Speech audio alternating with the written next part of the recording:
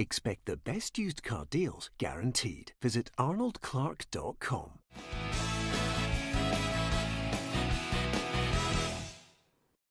Welcome to Peter and Ruffy's Football Show. We're getting ready in our countdown to the start of the Scottish Premiership season. I'm Peter Martin. Thank you for joining us on the programme. Alan Ruff and Hugh MacDonald of the Daily Mail are with me here in the studio to talk football. And of course, there's lots to get our teeth into.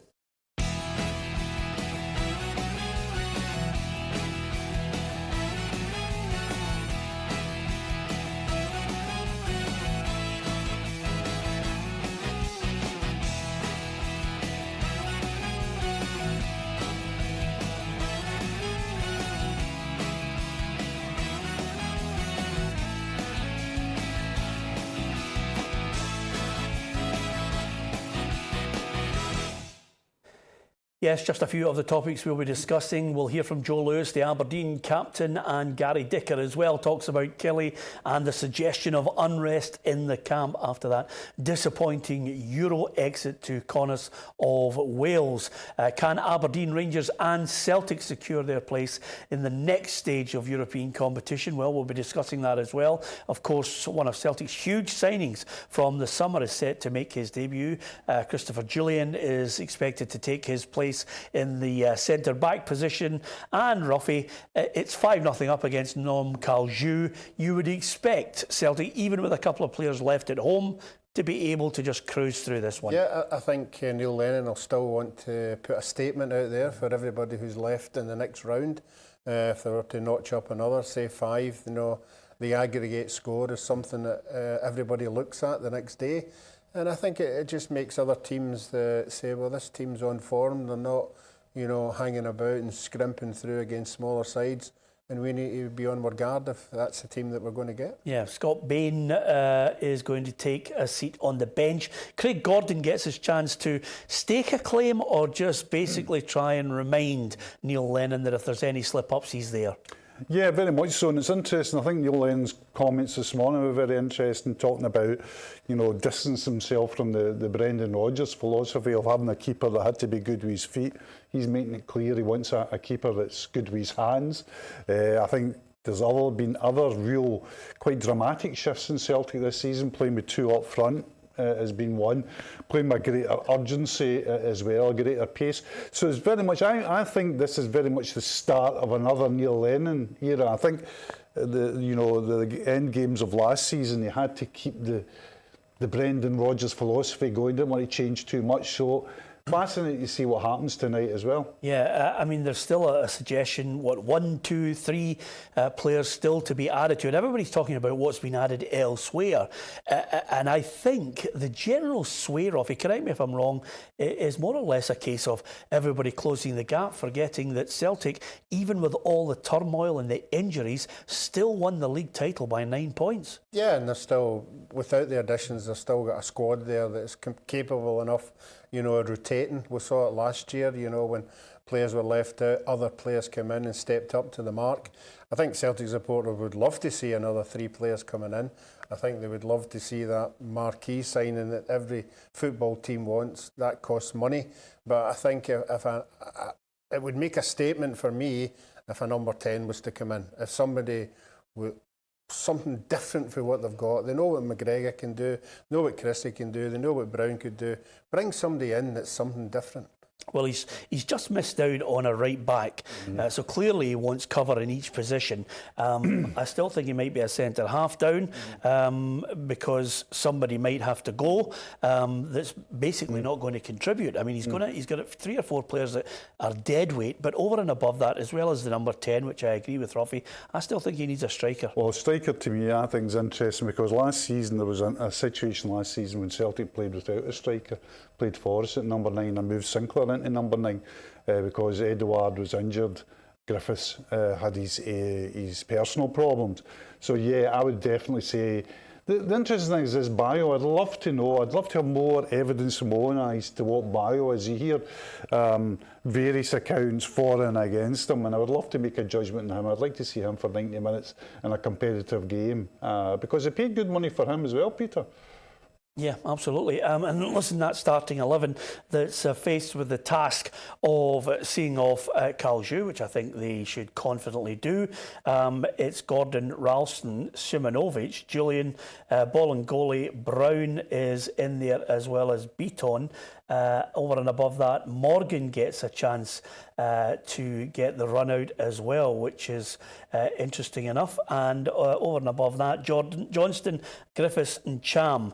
The subs are Bain, Ayer, Sinclair, Hayes, Christie, Zved and Edouard. So Zved, slowly but surely, we start to mention that young boy's name. And they're very excited about him. We've watched the usual YouTube highlights, and he certainly seems to be direct and powerful for a small guy, pacey.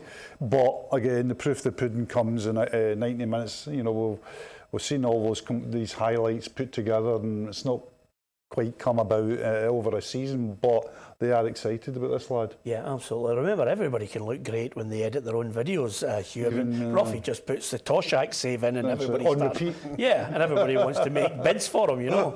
It's as simple as that. What about Rangers? Of course, 2-0 up against Progress Niederkorn. I was impressed by a number of players. I've mentioned Joe Aribe last night on the programme, Ruffy. Sheyi Ojo claims Rangers are the best team in the league. Now, I think it's early. You know, fans want to hear the confidence brimming through the players and the team, but I think it's a wee bit early because, you know, James Tavernier has already stated that, you know, you've got to do your talking on the pitch. Yeah, I think James Tavernier has witnessed, you know, the sendings off last year and what it cost Rangers in really, really important games.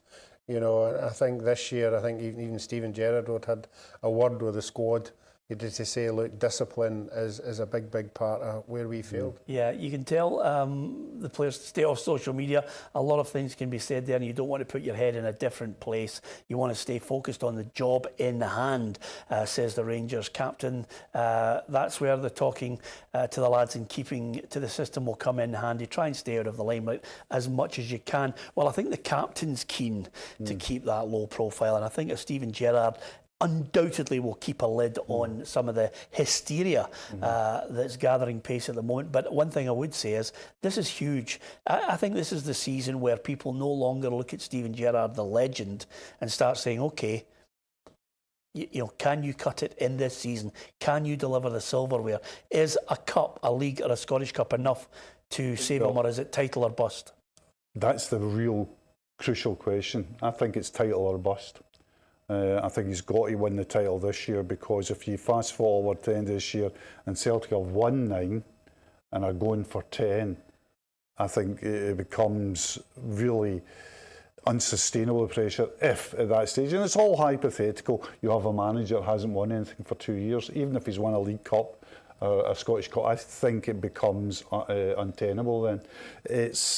I think it's the most feverish and ferociously scrutinised season for you know, certainly in the last decade, I would say. Yeah, it certainly is. The season that we're going into, Ruffy, reminds me of, you know, the times when I started out as a young reporter. You looked and you wondered who was going to win the league because they were neck and neck. There wasn't this huge imbalance, and then suddenly in comes Lawrence Marlborough, David Holmes, then eventually David Murray, and then there becomes this domination from Rangers, and now there's a domination by Celtic. So this time around, I still think Celtic are by far the stronger, but it's now getting exciting.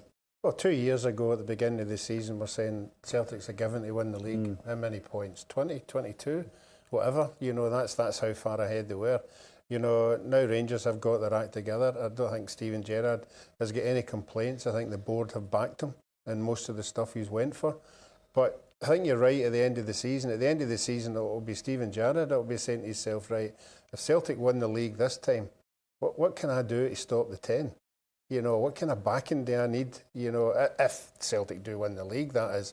And that's a big ask for him, because he's obviously saw his mate Lampard picking a big job down in England, and I'm sure there will be a lot of English clubs down there would fancy Steven Gerrard. So I think at the end of the season, he's got to decide himself, is this something I want to keep doing? Yeah, with all due respect, I think, you know, even when you get Lampard to Chelsea, which I think is too early, I don't think, you know, Steven Gerrard now, possibly 5 years down the line, might be Liverpool bound.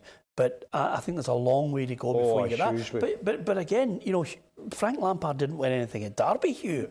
I think, though, the Lampard at Chelsea thing's a very, very interesting thing, because I think Chelsea were ready at that point as well to get a manager who could handle the players and the fans. They could get a manager and just coach them. There'd be no Hazard, like, well, we know Hazard's gone, but there would be no disruption in the dressing room. There's a possible transfer ban there. There's just somebody to steady the ship, give this young manager a chance. The players will respect him, they'll not fall out of him. The fans won't go crazy, they'll give him a year. So I think it was a very sensible political choice.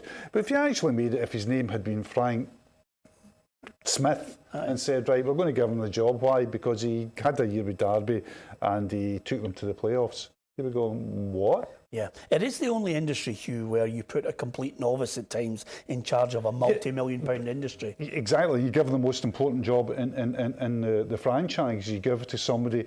Another thing I always find amazing is this belief that being a great footballer has transferable skills. That, you know, your transferable skill is, you know, you're the greatest player in the world. Oh, you must be a greatest manager. Now, there has been managers who have been very good at both. I mean, Cruyff, for example, would be, I think, the exemplar in that. But by and large, when you look at it, why would the ability to trap a ball coming from 40 yards in the air and then volley it into the net make you very, very good at managing a dressing room or coming up with tactics or signing players? It just is, it wouldn't. Yeah, one thing I would say is, you know, he's been fairly ruthless, Steven Gerrard, in accepting that the players that he's buying at certain standards that haven't worked out, he shipped them out quickly and hoped that he could get, again, that little increase in quality in to help, but, you know, try and mount this challenge. Yeah, but that reflects on him as well, because if you start, you can't just say it's all down to the Kyle Laffertys and the Grezdas not making it. It's also down to recruitment as well. Yeah. You know, it's that's part of his remit as well. He'll quite rightly have to sign off the players. So if they haven't worked out for whatever reason, he'll have to have a look at himself, and I'm sure he does. But I still think with the whole Celtic Rangers thing, I think, Celtic, I think people underestimate the level of domination. In my lifetime, I don't think there's been a level of, in fact, there hasn't been a level of domination domestically enjoyed by Celtic. 9 consecutive domestic trophies. I've never seen that before. And secondly, I think there's still things happening at Rangers, players in, players out. What's happening with Morelos? You know, there's still question marks there as well. Okay, well, what about the other?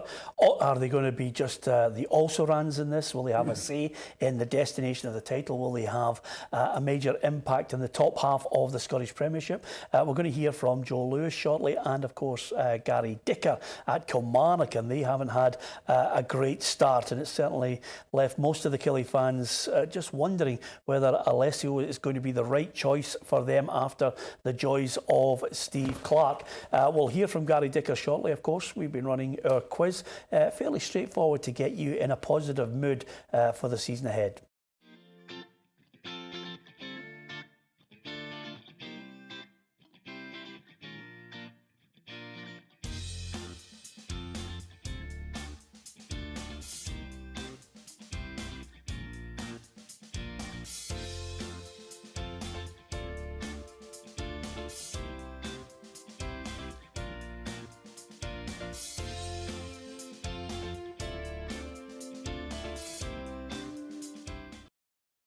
If you can't get our quiz this week, this probably isn't the show for you. Is that fair, Hugh? Absolutely, yeah. Even I got it. Yeah, absolutely. After clue 2 and 3, I could see his face lighting up. You can always tell when it's an easy question. Ruffy looks on as if, I'm not going to bother getting involved in it all. Listen, we talked about Celtic and Rangers. What about Aberdeen? I think there's a couple of players in there that certainly I'm looking forward to seeing strutting their stuff in the red of the Dons, and that's of course Craig Bryce. Tyson. I'm looking forward to seeing him. Ojo as well. There was a lot of debate over where he was going to end up. He opted for Aberdeen, and Derek McInnes yet again still has to get the best out of his side. Yep, and what you'll be looking for as well, I think, is up front. The Curtis Main, James Wilson thing. Can he have goals?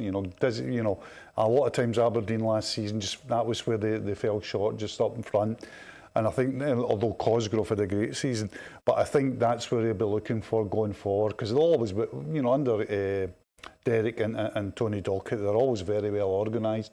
They can have a very good defensive setup, but they'll have to be a bit more enterprising going forward, I think. I still expect them to finish third, Peter. Yeah, of course. And of course, when we're looking at players that they're bringing in, there's one key player that could be heading out. That's Scott McKenna. It's an ongoing situation. Will someone stump up the right amount of cash for McKenna to leave Aberdeen? I think Joe Lewis, the Aberdeen captain, certainly speaking yesterday, feels as if Derek McInnes should just dig his heels in on the player.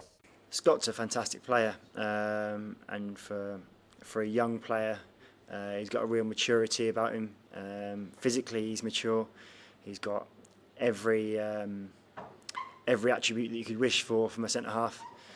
So there's no surprise that this club's making bids for him. There's no surprise that the clubs are interested. It's credit to himself, but he's not the sort of lad that will get his head turned. Things don't tend to faze him. He's got a good head on his shoulders. So for as long as he's at Aberdeen Football Club, we'll enjoy him. And from a selfish point of view, I hope he stays. But obviously, the rest of it is out of my hands. And hopefully, Aberdeen, should he go, will demand a strong fee for him, which I'm sure they will. Scott McKenna would be a loss to Aberdeen. If they get anything above 3 million, 4 million roughly, I think it's a good bit of business, because he's one of those players that I think was elevated too quickly. And suddenly, I like him as a player. I think he's got good distribution at times, but I think he's suspect. Yeah, I think you're right. From being at Ayr United and then Aberdeen for the last couple of seasons, and then into the Scotland team, a major player at the back in the Scotland team through obviously the quality that we've got back there. I still think there are a lot of flaws in his game as well. I think he gets caught, with superior players, the movement round about him. He'll get better at that. Obviously, the bigger games he plays, the better players he plays against. But Derek McInnes has got to make his mind up. If it was 4 million or something like that, can he bring somebody else in, to take that place? Yeah, the one thing that Celtic exposed that a number of clubs have managed to take advantage of at times, and it was very unusual, but under Neil Lennon at Hampden Park, they automatically just dropped the ball over his head and had him turning, facing his own goal. Yep, and he's young, and there's certain things that he has to learn.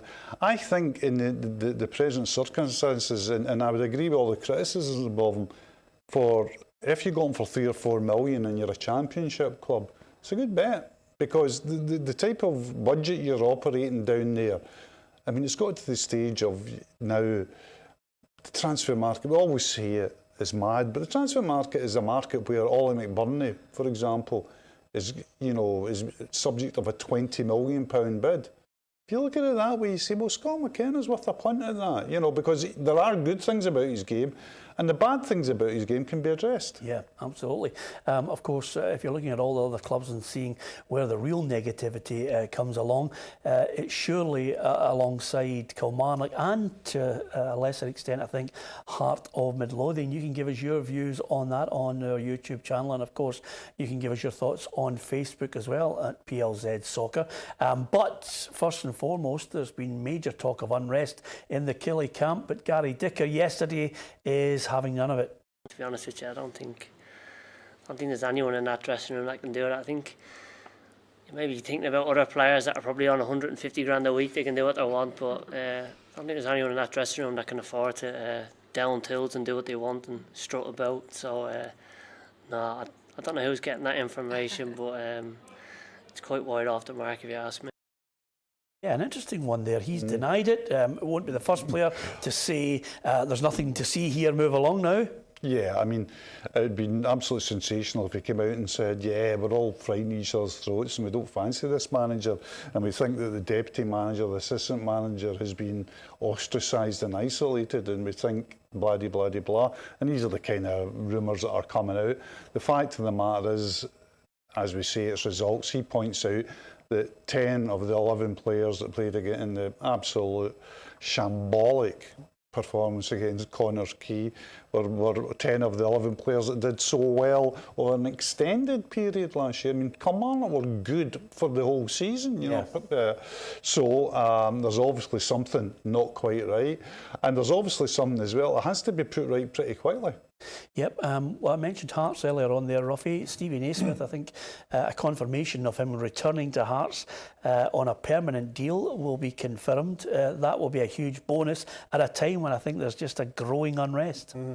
Yeah, I mean, obviously the Hearts fans would love that signing to take place, but I think there could be focusing on just one player when they should be looking at the rest of the side. You know, I think they're a bit disjointed just now. You know, Craig Levein usually goes out, brings in 5 or 6 at the one time and throws them into the first team. I don't think the supporters will be happy the way things have been going. They've lost 2 or 3 really important players. And I think the expectation of obviously Hearts and Hibs are to be challenging Rangers and Celtic. Yeah, I mean, the East Fife result was not something that the Hearts fans wanted to see. It's a draw. They're through. They're in the draw against Motherwell in the last 16 of the Betfred Cup. The only thing I would suggest to you, it's not a minority. I mean, I watched a game last season, actually against Partick Thistle at half-time. Partick Thistle had, given as good as they were getting, and they get put off. Well, this is the problem with Hearts, is that this East Fife result in isolation would be okay, but there's a belief amongst the Hearts fans that, since, say, even Robbie Nielsen left, and, that there's been a general deterioration. I mean, last season was almost saved by a Scottish Cup final, and a very good performance in the final against Celtic. But if you take that away from it, it was hugely unsuccessful for Hearts. I mean, they lost to Motherwell in the League Cup, and they finished below Hibs in the league, and that's not what the Hearts fans are in this for. Yeah, you can give us your thoughts on who's going to finish, well, top of the tree of the 2 Edinburgh clubs, and where you think they'll finish in the Scottish Premiership. Countdown to the kick-off is here on Peter and Ruffy's Football Show. Thanks to Hugh MacDonald, thanks to Ruffy. Join us if you can tomorrow, not only on Facebook Live, but of course YouTube channel. You can subscribe to PLZ Soccer on the YouTube channel. We'll keep you right up to date with all the football right across the globe.